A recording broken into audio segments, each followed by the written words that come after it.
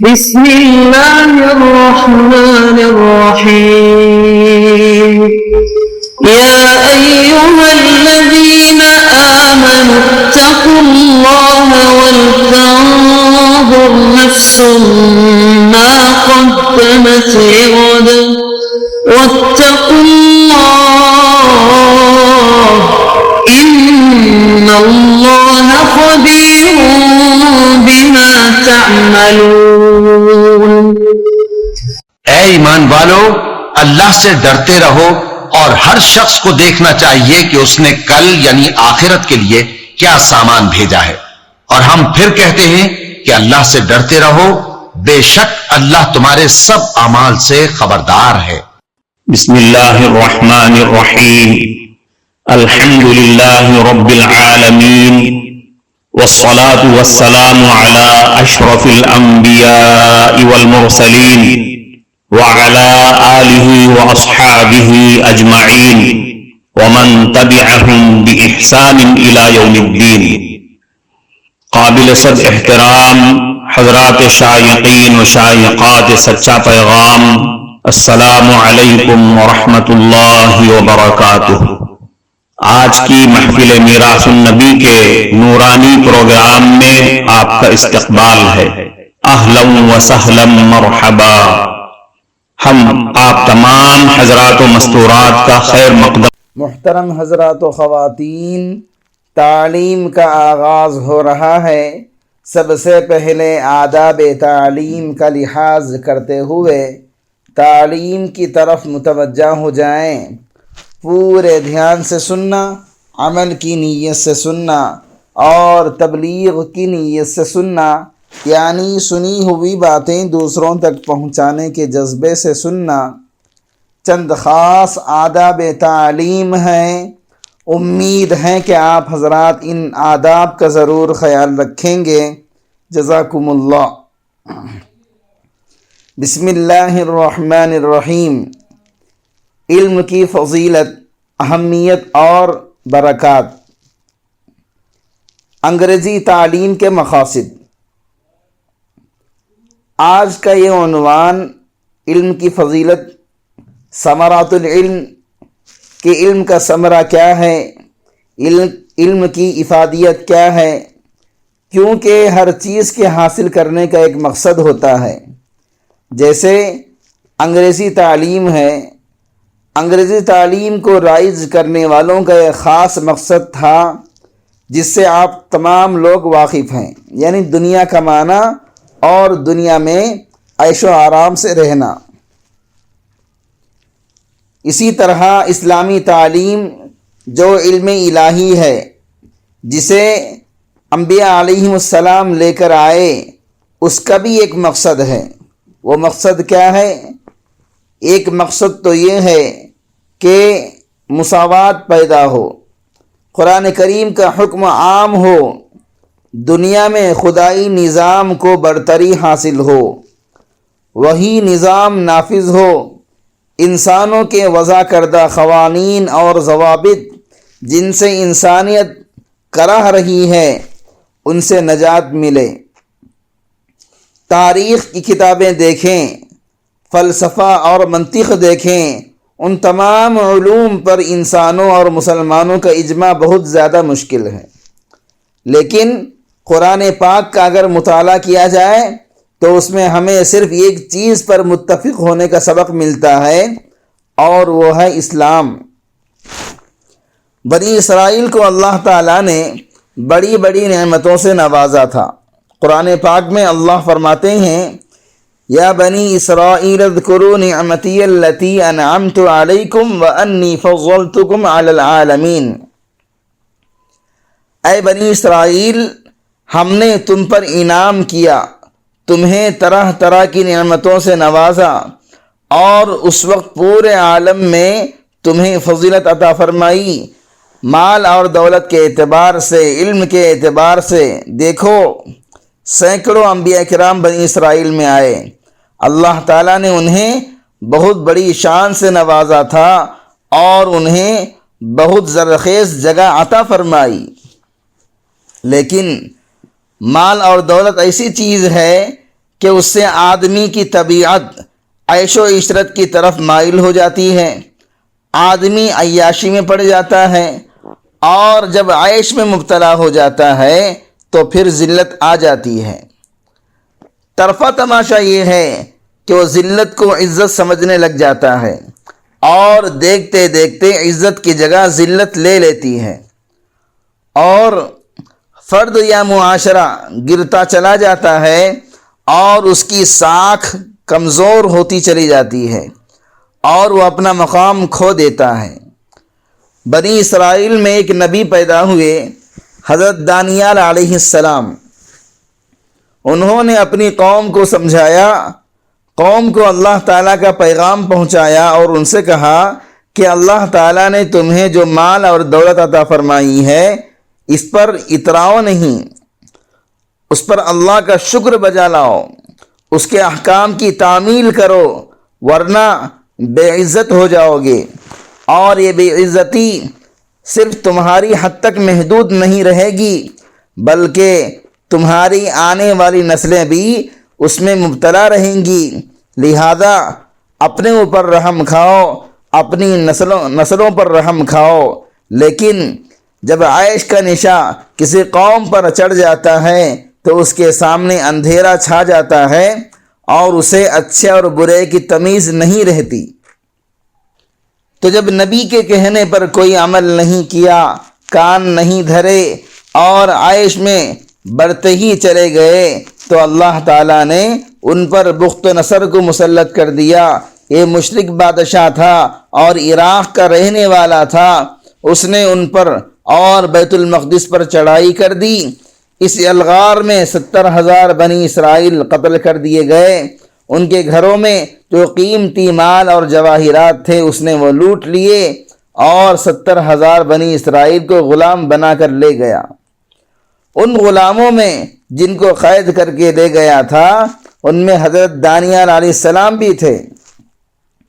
حضرت دانیال علیہ السلام نے اپنی قوم سے کہا، میں تمہیں اسی دن سے ڈراتا تھا لیکن تم نے میری بات نہیں مانی اور آج تم مصیبت میں مبتلا ہوئے اور اپنے ساتھ مجھے بھی مصیبت میں مبتلا کر دیا۔ حضرت دانیال علیہ السلام اور دیگر غلاموں کے پیروں میں بیڑیاں ڈال کر بخت نصر عراق لے گیا اور سب کو جیل میں بند کر دیا۔ اب جب قوم والوں سے عیش چھن گیا اور جیل کی صعوبتوں میں پڑ گئے تو حضرت دانیال علیہ السلام سے کہا کہ حضرت ہم نے آپ کی بات نہیں مانی تھی، ہم خطاوار تھے، آج ہم اللہ تعالیٰ سے توبہ کرتے ہیں، استغفار کرتے ہیں۔ یہ تو آپ جانتے ہیں کہ نبی بہت شفیق ہوتا ہے، ہر نبی کو اپنی امت سے بہت زیادہ محبت ہوتی ہے۔ یہ محفل میراث النبی صلی اللہ علیہ وسلم ڈیلی پروگرام ہے جو آپ حضرت دانیال علیہ السلام نے اپنی قوم کے لوگوں سے کہا، جیل خانے کے اندر ہی اللہ تعالیٰ کی عبادت شروع کر دو، میرے کہنے کے مطابق زندگی بسر کرو۔ چنانچہ اس جیل میں اپنی قوم کو توبہ کی توفیق ملی اور پوری قوم اللہ تعالیٰ کے احکام کی تعمیل اور عبادت میں مشغول ہو گئی۔ چہرہ ذکر الہی کے نور سے دمک اٹھا، اور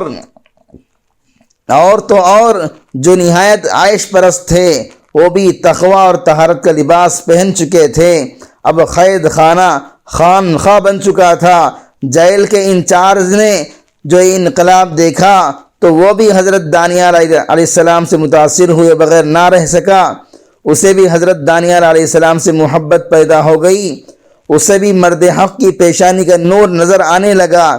کسی نے خوب کہا ہے، مرد حق کی پیشانی کا نور، مرد حق کی پیشانی کا نور کب چھپا رہتا ہے، پیش ذی شعور۔ اس نے بہت سی رعایات ان کے ساتھ شروع کر دیں۔ اب جیل سے ذکر اللہ کی آوازیں آ رہی ہیں، عبادتیں ہو رہی ہیں۔ ایک زمانہ گزر جانے کے بعد بخت نصر نے ایک خواب دیکھا اور بہت عجیب قسم کا ہیبت ناک خواب دیکھا۔ خواب دیکھنے کے بعد جب صبح اٹھا تو خواب بھول گیا۔ اس کے دربار میں بڑے بڑے نجومی بیٹھا کرتے تھے جو غیب کا علم رکھنے کے دعوے دار بھی تھے۔ اس نے سب کو بلایا اور کہا میرے خواب کی تعبیر بتاؤ۔ نجومیوں نے پوچھا خواب کیا دیکھا تھا؟ اس نے کہا خواب تو میں بھول گیا ہوں۔ نجومیوں نے کہا جب خواب یاد نہیں تو تعبیر کہاں سے دیں؟ خواب بتاؤ گے تعبیر بتائیں گے، جب خواب ہی بھول گئے تو تعبیر کس چیز کی؟ اس نے کہا تم جو غیب کے علم کے دعوے دار ہو اور تنخواہ بھی لے رہے ہو، ایک خواب کی تعبیر نہیں بتا سکتے تو تمہاری ضرورت ہی کیا ہے؟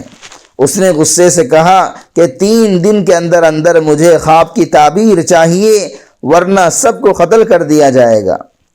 اب نجومی بہت پریشان ہوئے کیونکہ انہوں نے بہت سے دعوے کر رکھے تھے، ہمارے پاس فلاں فلاں علم ہے، اور ادھر بادشاہ الجھن کا شکار ہے کیونکہ اس نے بہت ڈراؤنا خواب دیکھا تھا اور بھول گیا تھا۔ حضرت دانیال علیہ السلام کو جیل میں معلوم ہوا اس وقت بادشاہ سخت الجھن میں مبتلا ہے۔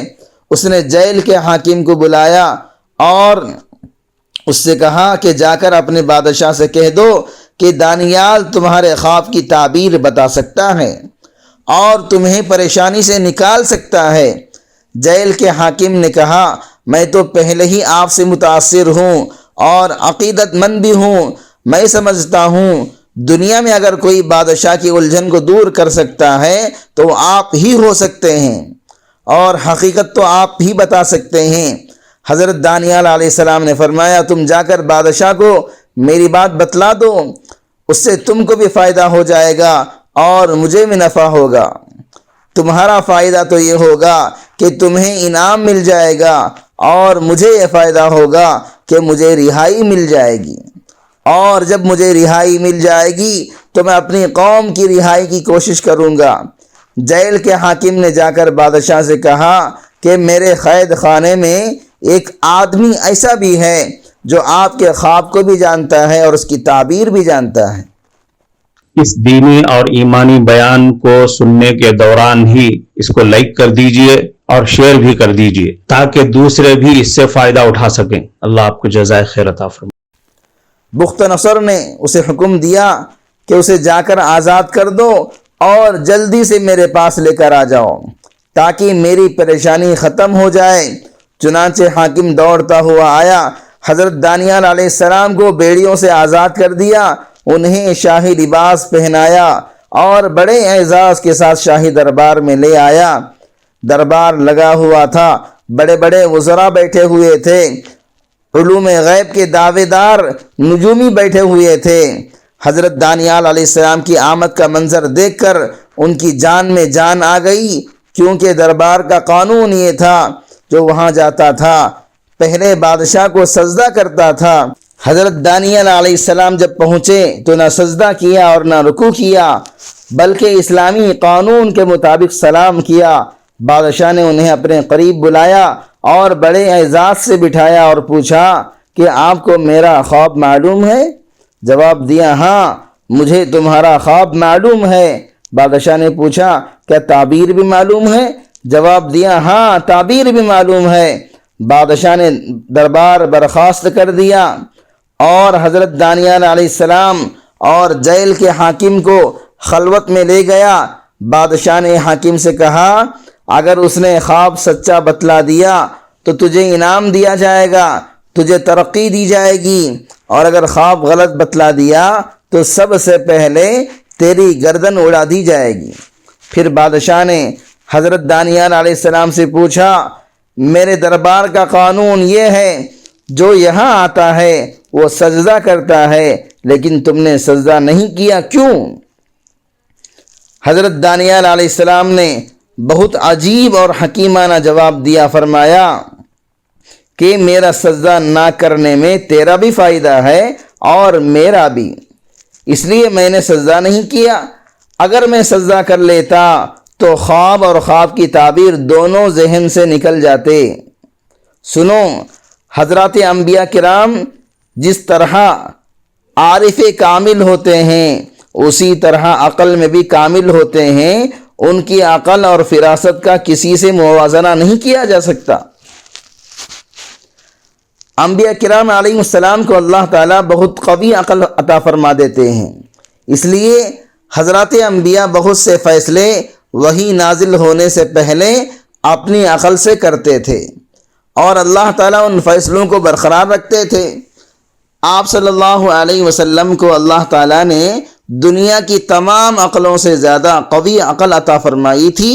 دنیا کے تمام عقلاء اور حکماء اور فلاسفہ کی عقلیں ایک پلڑے میں رکھی جائیں اور دوسری طرف آپ صلی اللہ علیہ وسلم کی عقل کو رکھا جائے تو نبی کریم صلی اللہ علیہ وسلم کی عقل مبارک سب پر بھاری پڑ جائے گی۔ معزز شائقین و شائقات سچا پیغام، آپ کو اندازہ لگ گیا ہوگا کہ یہ مضمون کتنا اہم ہے اور کس قدر فائدہ مند ہے۔ کم سے کم درجے میں سوشل میڈیا کے ذریعے سے بھی ہم اس کو زیادہ سے زیادہ شیئر کریں گے تو دعوت کے فریضے کی کوششوں میں ہم بھی اپنا کچھ حصہ ڈالنے والے بن سکتے ہیں۔ لہذا زیادہ سے زیادہ اس کو عام کریں تاکہ پوری دنیا کے ہندوؤں کی غلط فہمی دور ہو جائے اور انہیں یہ زمینی حقیقت معلوم ہو جائے اور وہ اپنے اصل مذہبی لیڈر پیغمبر آخر الزماں حضرت محمد الرسول اللہ صلی اللہ علیہ وسلم کو ماننے پر مجبور ہو جائیں اور کلمہ پڑھ کر آپ کے ساتھ ساتھ وہ بھی جنت میں جانے والے بن جائیں۔